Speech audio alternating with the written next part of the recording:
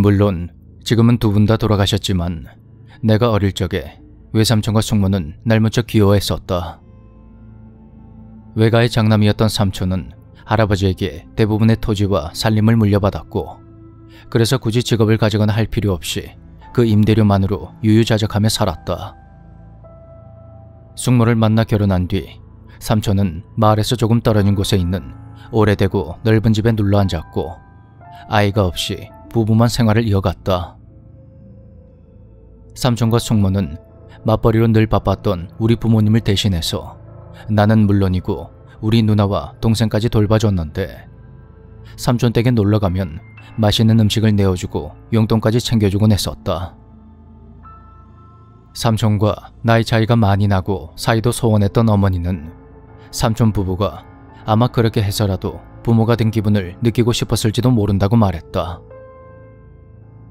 토요일 낮이면 삼촌 댁에 놀러가서 시간을 보냈던 나는 고등학교에 입학하여 동아리 활동과 보충학습 등으로 바빠지며 그 발길이 점점 뜸해졌다. 그런데 고등학교 2학년 봄에 숙모가 갑자기 세상을 떠났다. 사인은 뇌출혈이었는데 숙모는 병원에 도착하기 전에 이미 숨을 거뒀다고 한다.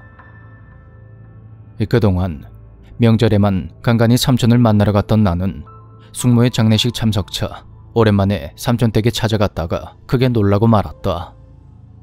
집이 완전히 황폐해져 있었던 것이다.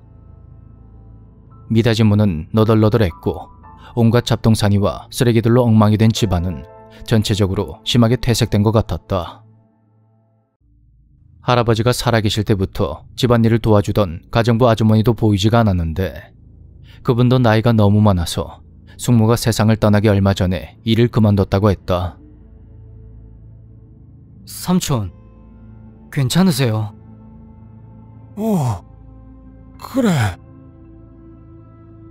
걱정스런 내 물음에 삼촌은 공허한 얼굴을 하고 마지못해 그렇게 대답할 뿐이었다. 단 하나뿐인 가족을 잃고 그게 낙담하는 삼촌의 모습은 보는 이마저 애가 다를 정도였다. 아버지가 삼촌을 위해서 백방으로 수소문하여 가정부를 구했지만 모두 얼마 지나지 않아 일을 그만두고 가버렸는데, 최근에서야 어느 가정부를 통해서 그 이유를 들을 수가 있었다. 아무래도 집안에 사람이 아닌 무언가가 있는 것 같아요. 아휴, 무서워서 난 더 이상 일 못하겠어요. 그리고 또다시 시간이 흘러 난 도쿄에 있는 미대에 진학하게 되었고, 고향을 떠나기 며칠 전에 인사를 하기 위해서 간만에 삼촌 댁을 찾아갔다. 그런데 숙모가 돌아가신 후 몹시도 황폐해졌던 집안이 몰라보게 깔끔해져 있었다. 난 일부러 밝은 목소리로 삼촌에게 물었다. 삼촌, 건강해 보이세요. 새로 오신 분이 일을 진짜 잘하시나 봐요. 그런 내 말에 삼촌은 읽고 있던 책에서 눈을 떼지 않으며 이렇게 대답했다. 미타 씨를 말하는 거라면 아주 좋은 사람이었지. 가을이 되기 전에 그만뒀단다. 하지만 집안은 먼지 한 톨 없이 깨끗했고 설거지나 빨랫감이 쌓여있는 흔적도 없었다. 고령의 나이인 삼촌이 혼자서 모든 집안일을 하고 식사까지 준비하기엔 무리가 있을 텐데, 설마 내내 배달 음식만 먹고 있는 건 아닌지 내심 걱정이 되었다. 이 부분을 어떻게 하면 삼촌 기분이 상하지 않게 물어볼까 고민하고 있을 때 삼촌이 내 의문에 대답이라도 하는 것처럼 먼저 말을 꺼냈다. 그러고 보니 너 숙모가 만든 튀김 좋아했었지? 냉장고에 남아있으니까 먹고 가거라. 삼촌은 코타츠에 들어가서 여전히 책만 보고 있을 뿐 고개를 들지 않았고, 삼촌의 표정을 확인할 수 없었던 나는 닫힌 불단으로 눈길을 돌리며 조심스레 물었다. 네. 숙모가 만든 튀김이요? 그게 있어요? 있지. 어젯밤에도 왔었거든. 넉넉하게 만들어두고 갔을 테니까 냉장고 한번 열어보거라. 삼촌은 손가락만 들어서 부엌 쪽을 가리켰고 그 후로 잠시 침묵이 흘렀다.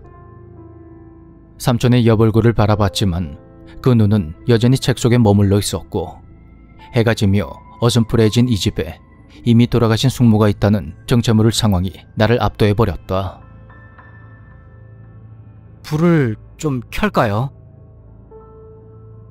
그렇게 말하며 자리에서 일어나 보니 형광등을 켜는 끈이 어디에도 보이지 않았다. 오래된 집이라 버튼 대신에 기다란 끈으로 조명을 조절했는데 자세히 보니 그것이 모두 잘려나가 있었던 것이다. 삼촌, 이거 조명끈이... 아, 전기는 너희 숙모가 싫어하니까. 그런 삼촌의 말에 난 무언가 결심하며 자리에 앉았다. 만약 삼촌이 치매라면 부모님에게 속히 알려서 제대로 된 조치를 취해야 할 것이고 삼촌의 건강에 아무 이상이 없다면 이 집에서 무언가 이상한 일이 일어나고 있음이 틀림없어 보였다. 나는 진지한 얼굴로 삼촌에게 물었다. 삼촌, 숙모가 있어요. 숙모가 어젯밤에 와서 튀김을 만들었어요.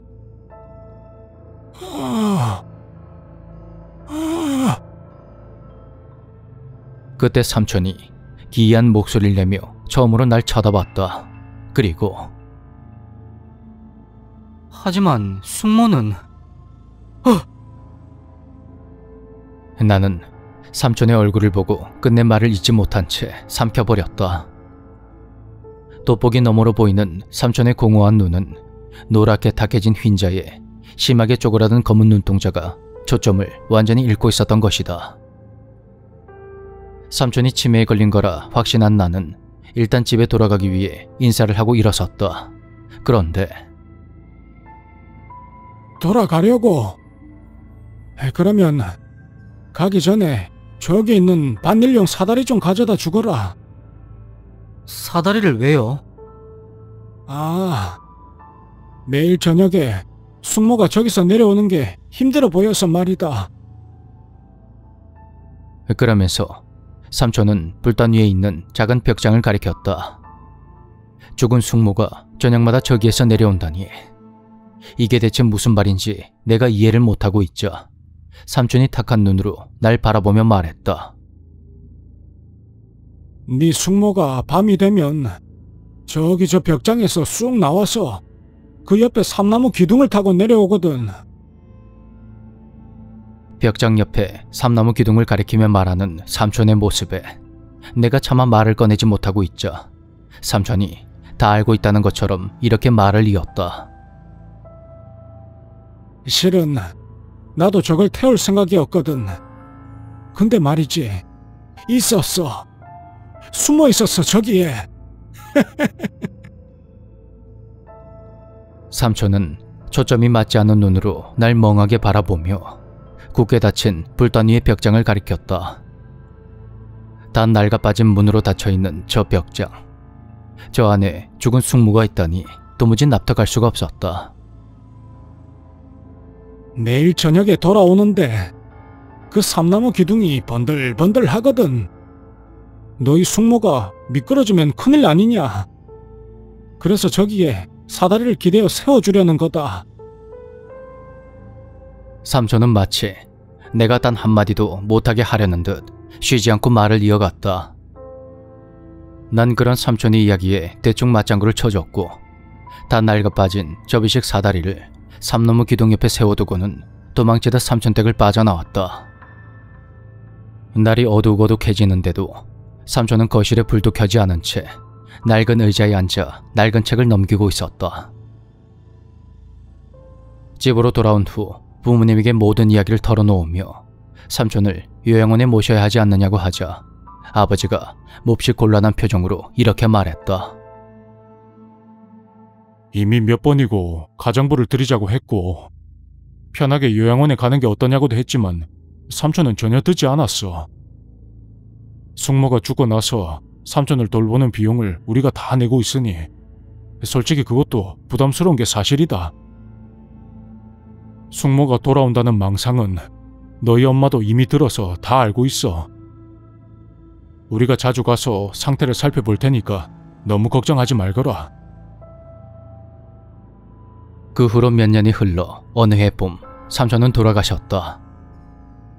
삼촌이 의자에 앉아있는 상태로 숨을 거둔 것을 집배원이 발견했다고 한다. 연락을 받고 그날 오후에 삼촌 댁으로 가보니 삼촌은 편안한 얼굴을 하고 관에 누인 채 불단 옆에 있었다.